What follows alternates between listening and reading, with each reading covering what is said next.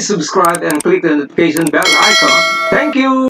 So dito ako mga ka-express sa Ilaya at nahanap ko lang kila Rian, kaya lang Rian umalis muna at may bibilihin daw. So ayan yung pwesto nila, papahinga muna at hindi pa muna sila tututok.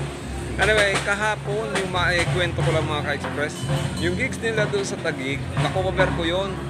Kaya lang, aksidente kong na-delete lahat yung 18 videos na nakuha ko, na na-video ko sa kanila. Kasi nung ililipat ko na doon sa laptop, from dito sa sa cellphone, nagkamali ako, akala ko yung send.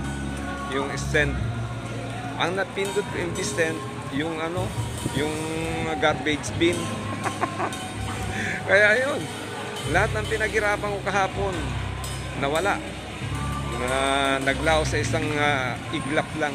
Hindi ko na na-recover kahit anong install ko ng recovery application, hindi ko talaga na-recover. So kaya yun, dito magpapakasakali ulit ako na itong gigs nila ngayon dito. Kapiyastahan ko ngayon ng Santo Niño dito sa Tondo. So maya mga ka-express, tutugtog ulit sila, pero kanina pa sila tumugtog. Ngayon nakarating ako rito pa alas 12 na ng hapon. So palagay ko nagpapahinga na sila, pero marami na silang natugtog kanina. At pati nandito rin yung isang vlogger palagay ko marami na rin nakuha yung baka uwi na rin yan. Ako mga konting videos lang, uwi na rin ako dahil hindi rin ako pwede magpahapon dito ng Tondo. Anyway, shoutout po sa inyo lahat mga ka-express at sa lahat po ng mga followers, mga subscribers ko.